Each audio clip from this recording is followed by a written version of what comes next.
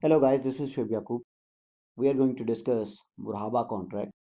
In typical conventional bank, if any company wants to buy some goods, if any company wants to buy some goods and that company have no money, what that company will do, that company will contact conventional bank, and what conventional bank will do, bank will give them overdraft or short-term loan. That company will take overdraft or short-term loan from the conventional bank, and they will buy goods or commodities or raw material for their company. So this is the example of typical short-term borrowing.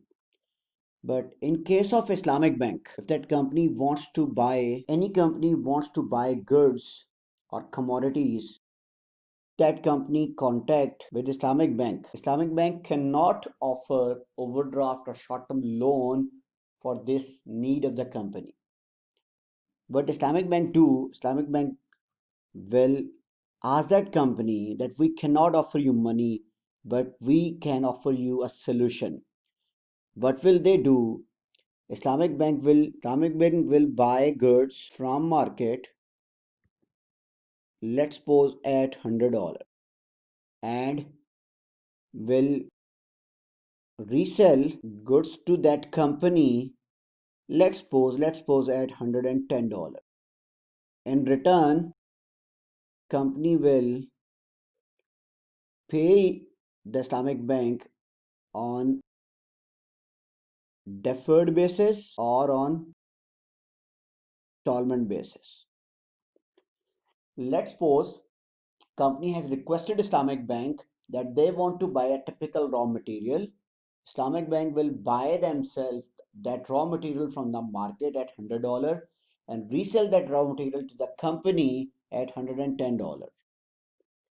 On return, company will pay $110 on a deferred basis, like after 6 months, or on installment basis, like some pay some amount after 1 month regularly or 2 months regularly.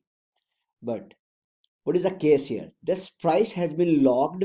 You cannot change the price if you pay early or if you pay late. Price has been locked.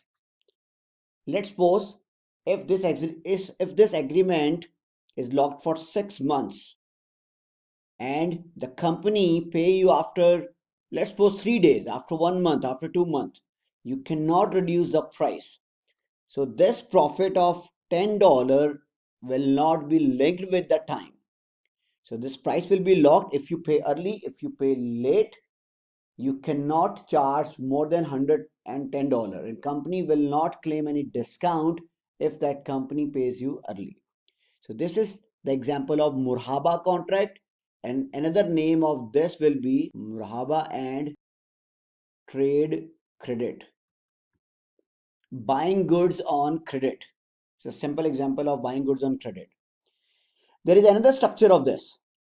That is, let's suppose this is a company and that wants to buy goods. This is bank, Islamic Bank.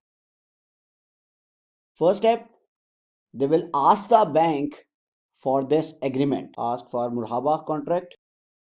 What bank will do?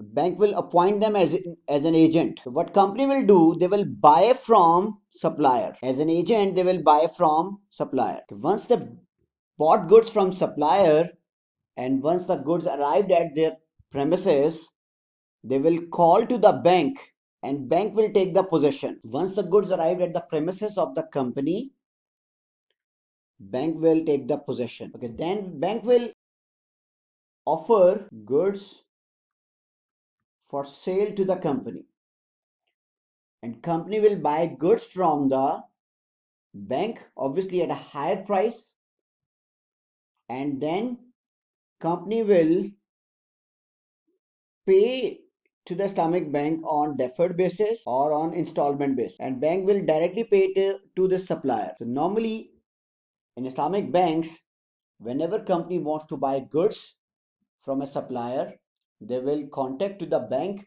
and bank will appoint them an agent, and they will buy the goods from the supplier, and they will take the delivery, and when the Goods arrive at the premises of the company, bank will take the possession, then bank will sell those goods to that company, and company will pay to the bank on deferred basis or on installment basis, but bank will directly pay to the supplier. So this is a typical example of trade credit murahaba contract, and it is widely used in Islamic bank world. And in conventional bank, this is normally done through overdraft financing.